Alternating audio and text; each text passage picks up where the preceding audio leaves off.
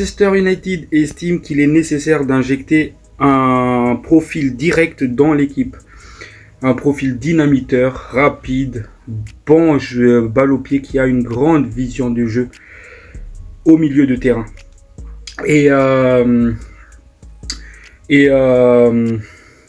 Du coup, Manchester United espère faire des coups intelligents pendant ce mercato pour renforcer l'équipe avec des fonds limités. Parce que on connaît tous le problème au niveau du budget côté Manchester United, dans la nécessité de vendre des joueurs pour pouvoir acheter.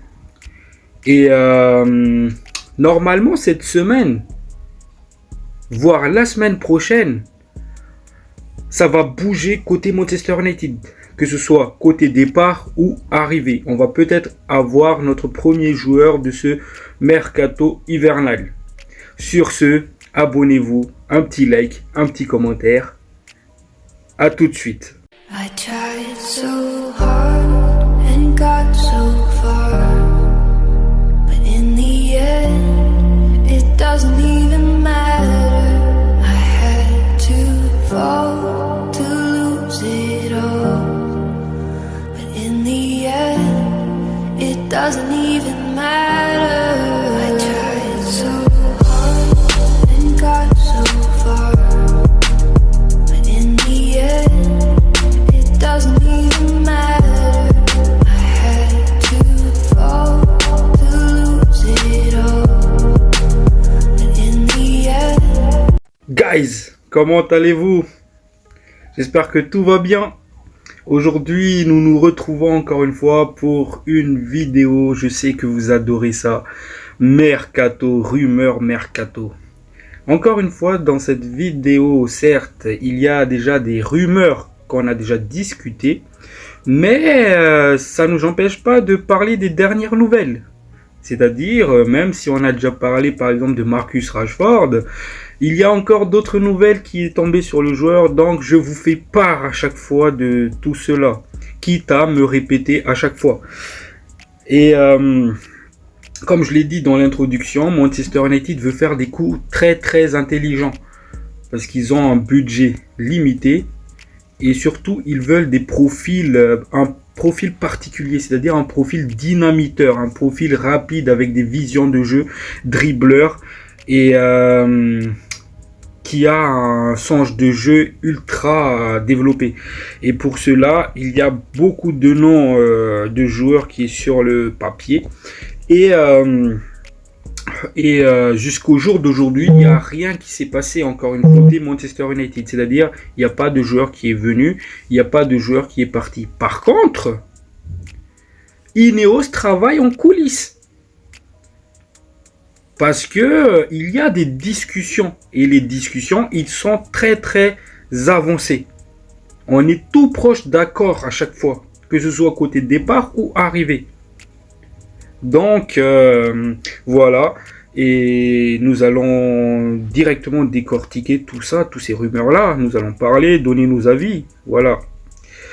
Première rumeur du jour, Nuno Mendes du PSG.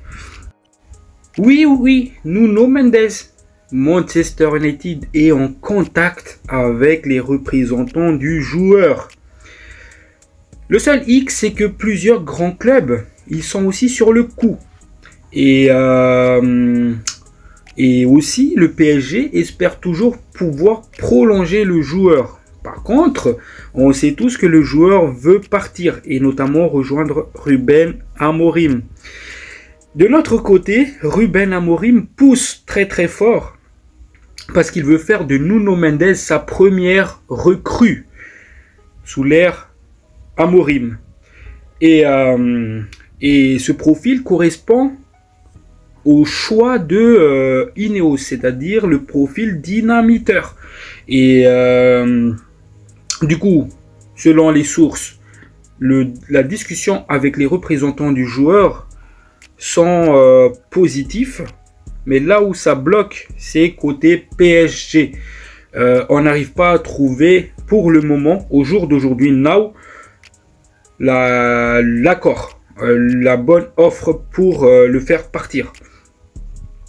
Mais en tout cas, ça pousse des deux côtés, que ce soit Manchester United qui pousse, ou bien que ce soit l'entourage du joueur qui pousse, qui fait le forcing. Donc, encore une fois, ça montre à quel point Manchester United est un grand club, parce qu'on attire des joueurs comme ça. Et voilà, Nuno Mendes pourrait être notre tout premier recrue dans cette mercato. En tout cas, tout va dans ce sens-là. Donc, restez concentrés, la petite cloche, activez-le si vous ne l'avez pas encore fait, parce que ça peut se faire à n'importe quand, notamment cette semaine. Donc, vous savez ce que vous avez à faire. Voilà.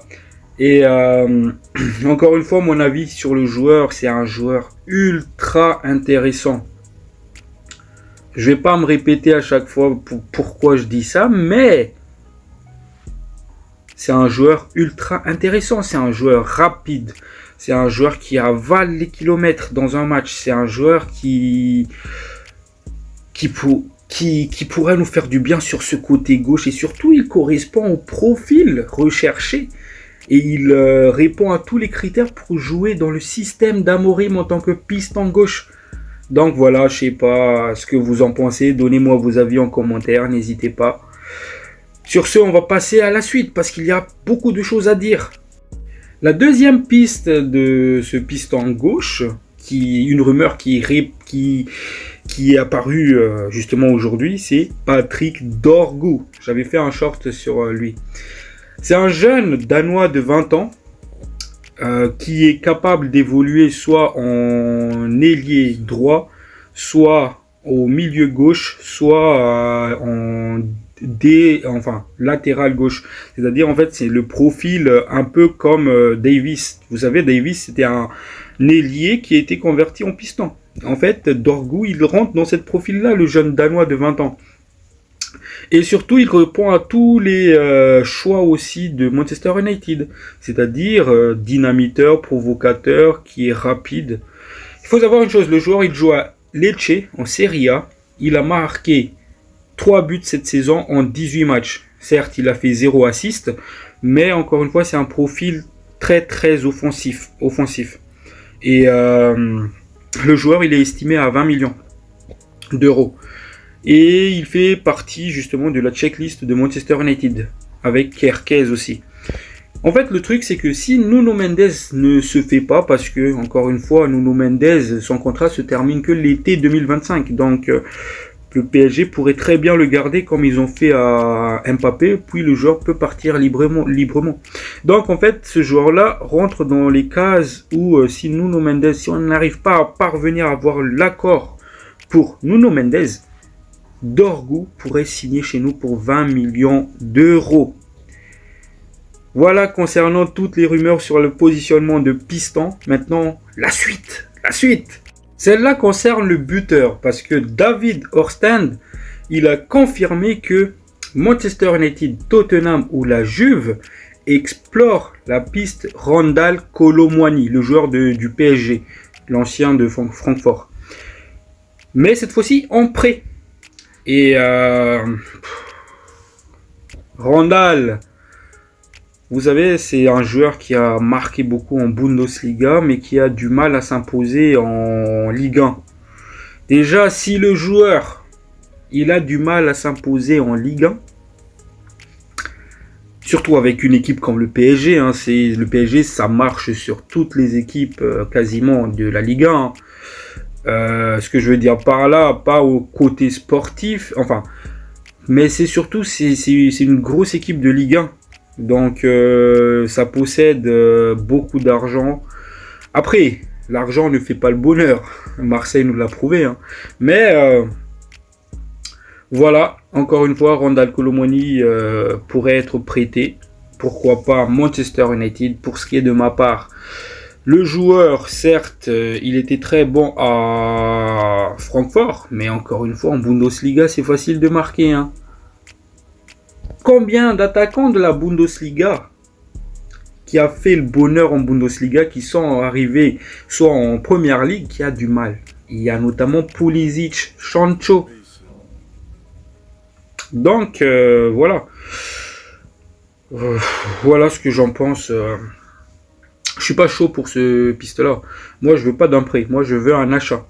Mais pas un achat pour Randal Kolo Muani. Voilà. Donc, voilà les gars. Concernant Randal Kolo Muani, j'espère qu'il va partir à Tottenham. Voilà. Notre cher Anthony pourrait partir en prêt avec option d'achat à Olympiakos. Il faut savoir une chose. Selon les sources, Olympiakos a approché Manchester United et a fait une offre. Ah oui. À prendre avec des pincettes encore une fois. Ils ont fait une offre de près de 2 millions assortie d'une clause libérale, enfin d'une obligation d'achat, j'arrive pas à trouver le mot, obligation d'achat de 18 millions. C'est-à-dire ça fait un total de 20 millions pour le joueur. Cependant, le joueur, il n'est pas très très chaud pour aller là-bas. Donc, l'accord, il est dur à conclure. Mais Olympiakos reste optimiste. Et Manchester United aussi. Et donc, pourquoi pas. Pour ce qui est de ma part, Anthony, à l'Ajax, il était bon. Encore une fois, il était bon à l'Ajax. Mais on nous a fait croire que c'était le CR7, le Messi, le futur Messi, le futur Neymar. C'était un bon joueur dans un club moyen. Vous voyez ce que je veux dire? Et nous, on s'est fait pigeonner. Ten Hag nous a mis dans un beau drap pour signer à 100 millions ce gars-là. Parce que jamais de la vie, j'aurais mis 100 millions dedans. Parce qu'à l'époque, déjà, quand il est venu Ten Hag, c'était pas Anthony que je voulais du joueur de l'Ajax. C'était plutôt Mohamed Kudus. Qui était plus intéressant. Et surtout, sa valeur à l'époque, c'était 35 millions, il me semble. Mais Ten Hag, il nous a fait du Ten Hag. C'est-à-dire, on nous a amené un joueur surpayé, son ancien chouchou, qui a eu du mal à s'imposer chez nous. Donc, je suis plutôt content qu'on trouve un deal à 20 millions d'euros.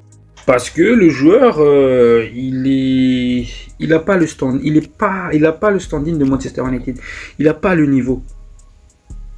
Après, il reste jeune, il pourrait s'améliorer, mais on n'a pas le temps pour ça. Si on doit faire confiance à des jeunes qui pourraient s'améliorer, c'est des jeunes de notre académie. Et il y en a beaucoup.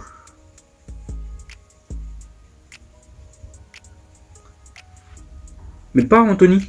Anthony, il est temps pour lui de partir, de faire ses valises et de partir. Et pourquoi pas Olympiakos pour relancer sa carrière. Il pourrait aller à l'Olympiakos en Grèce. Et après, une fois qu'il regagne sa confiance, partir dans d'autres clubs un peu plus haut standing. C'est ce qu'il veut, hein. Mais voilà. Après, il y a aussi le Betis. Peut-être que là où ça bloque aussi, c'est que le joueur attend peut-être que le Betis formule son offre. Possible que le Betis l'aurait déjà formulé d'ailleurs, parce que Manchester United fait tout en coulisses. Donc, si ça se trouve, demain, on va voir, bam, bam, bam, Anthony, il est parti. Voilà, concernant Anthony. En tout cas, s'il part, je lui souhaite le meilleur. Moi, je veux pas le malheur des gens. Donc, c'est un joueur, c'est un bon gars. Mais ça suffit pas à Manchester United. Donc, je lui souhaite le meilleur. Et franchement, la Grèce, ça peut être un choix intéressant pour lui, pour se relancer. Comme je l'ai dit, il est encore jeune. Après, revenir, pourquoi pas, en Espagne, en Première Ligue, dans des gros championnats. Donc, voilà. Mais une chose est sûre, c'est que Manchester United a déclaré qu'il souhaite recruter un joueur cette semaine. Et le choix le plus plausible dans ça, c'est le latéral gauche selon les sources. En fait, cette semaine, ça va être déterminant pour notre latéral gauche. Qui va être là? Est-ce que Gorgou, comme je l'ai dit? Est-ce que ça sera Nuno Mendes? Est-ce que ça sera Kirkez?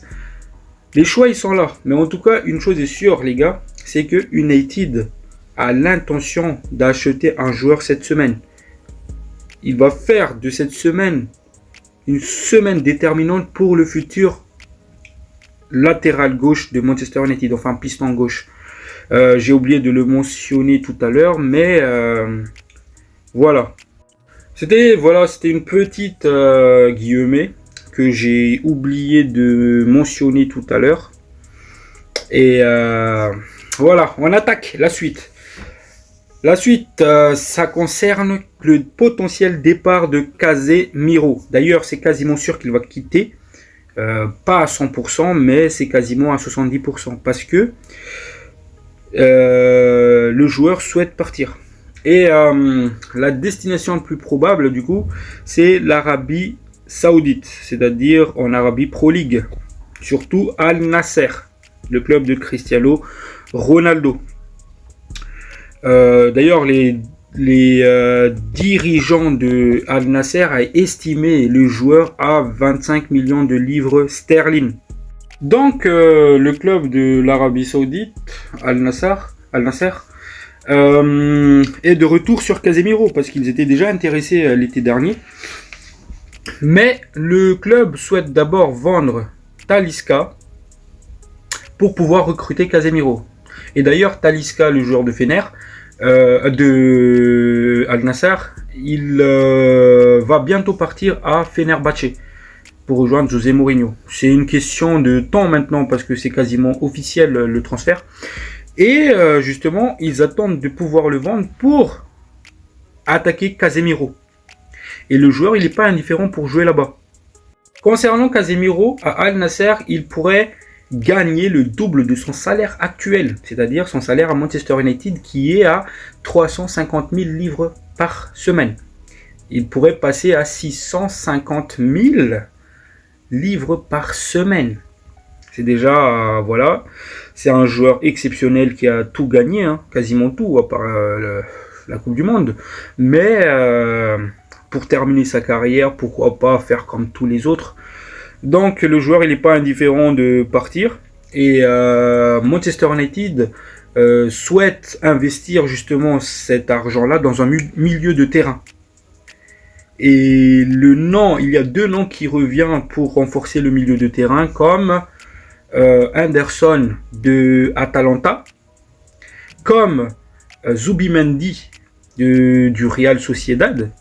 Mais ça va être compliqué parce qu'il est associé aussi, Zubimendi, il est associé à d'autres clubs comme le Real Madrid ou bien le Manchester City. Donc voilà, maintenant à voir qui va être le remplaçant de Casemiro. En tout cas, Manchester United a affirmé ça. Et voilà, la suite. Donc cette fois-ci, ça n'a rien à voir avec rumeur de transfert. Mais cette fois-ci, ça a à voir à un joueur de l'effectif de Manchester United, Manuel Ugarte. L'information, en fait, il est en train de dire que Manuel Ugarte est un des derniers joueurs à quitter le centre d'entraînement c'est-à-dire Carrington, tard le soir. Parce qu'il s'entraîne beaucoup, il s'investit beaucoup. Et que aussi, avant sa venue à Manchester United, Cavani lui a parlé du club, des attentes du club, comment est la vie là-bas. Donc en fait, c'est que... Et d'ailleurs, le joueur aussi, il était très très content quand la signature d'Amorim était rendue officielle. En fait, ça montre que Ugarte, c'est un joueur qui travaille beaucoup. Parce que s'il quitte tard le centre d'entraînement, c'est que c'est un gars qui s'entraîne beaucoup. Et en fait, il y a un joueur comme ça aussi qui quittait tard les centres d'entraînement. Cristiano Ronaldo. Et Cristiano Ronaldo, c'est un mec qui était bourré de talent et qui a travaillé pour se perfectionner. Et en fait, Ugarte, il est dans cette même optique-là. Et frère, si tu t'entraînes comme ça, tu vas devenir un grand. Tu vas devenir un grand. Et franchement, je suis heureux quand j'ai vu cette information-là. Parce que tout le monde crachait sur Ugarte pendant ses 3 premiers matchs. On se rappelle tous. Mais maintenant, c'est le patron du milieu du terrain. Et je tenais à souligner ça dans cette vidéo-là. Parce que oui, c'est un news qui est tombé aujourd'hui. Parce que c'est aujourd'hui qu'on a eu cette information-là. Mais il fallait que je vous en parle. Parce que ça me plaît ce genre de mentalité. Des sources pensent que la destination la plus probable pour Marcus Rashford reste l'Italie, qui est le favori. Et notamment parce qu'il y a plusieurs clubs en Italie qui veulent le joueur. Napoli, AC Milan et la Juventus. Et du coup, en fait, là, on apprend qu'aujourd'hui, AC Milan, ça les gêne pas de prendre la majorité du salaire du joueur pour un prêt. Et maintenant, est-ce qu'il y a une obligation d'achat dedans? Je sais pas, on n'a pas eu encore des nouvelles sur ça. Mais évidemment, si ça bloque, c'est que United veut quelque chose en retour, notamment l'obligation d'achat, et c'est peut-être là que ça bloque, vu que il va y avoir des négociations et tout, etc. Donc ça, je vous en ai déjà parlé hier. Mais aujourd'hui, on apprend qu'un autre prétendant est rentré dans la course pour notre cher ami Rashford. Et cette prétendant se nomme Borussia Dortmund, qui espère récupérer le joueur en prêt jusqu'à la fin de la saison, puis l'acheter définitivement. Si le joueur remplit certaines conditions. Encore une fois, c'est une rumeur, on ne sait pas s'il est réel ou pas, mais je pense que pour Marcus Rashford, Manchester United a eu plusieurs offres sur la table. Maintenant, là où ça bloque un peu, c'est que United est en train de négocier, de analyser ces offres-là pour pouvoir négocier ce qu'ils veulent derrière. Mais une chose est sûre, c'est que Rashford, il va partir. Parce qu'il y a les offres qui sont tombées. Voilà. Et de toute façon, ils vont tout faire en coulisses. Et je pense en fait ça va se passer comme ça. C'est que United va tout faire en coulisses. Et on va voir bam bam bam bam. Rashford il est parti. Il est parti, je sais pas, au PSG. Ou à la Juventus. Vous voyez ce que je veux dire? C'est que rien n'est officiel au jour d'aujourd'hui. On sait juste qu'il y a des offres qui est sur la table. Maintenant, j'espère qu'ils prendront la bonne décision. Et pour finir, la dernière rumeur concerne Jonny Evans, le défenseur central qu'on a eu gratuitement. Le joueur, en fait, il a été proposé aux Rangers, c'est-à-dire en Écosse. Parce que cette année, les Rangers, ils ont un souci, une crise, une sorte de crise défensivement. C'est une équipe qui encaisse beaucoup de buts. Certes, ils sont bien classés au classement, hein, mais ils en ont encaissé des buts cette saison. Et du coup, en fait, ils pensent que Jonny Evans, c'est une alternative pour leur défense. Maintenant, comment va se passer ce transfert-là si ça se concrétise? Est-ce que Manchester United et le joueur vont se mettre d'accord pour une rupture? Ou bien est-ce que Manchester United va essayer de le vendre pour un petit prix, vous savez, pour avoir un peu plus d'argent? Donc, à voir ce qui se passe. C'est encore une fois, c'est une rumeur à prendre avec des pincettes. Et voilà, j'ai fait le tour. Voici les différentes rumeurs du jour. Encore une fois, s'il y a d'autres rumeurs qui tombent, je vous ferai des vidéos. Et je pense que la prochaine vidéo, ça sera demain. Parce qu'il y a forcément des rumeurs qui vont tomber d'ici là. Et sur ce, pour avoir les news, du coup, activez votre petite cloche. Abonnez-vous. Un petit commentaire, un petit like, ça me fait toujours plaisir. Ciao, ciao!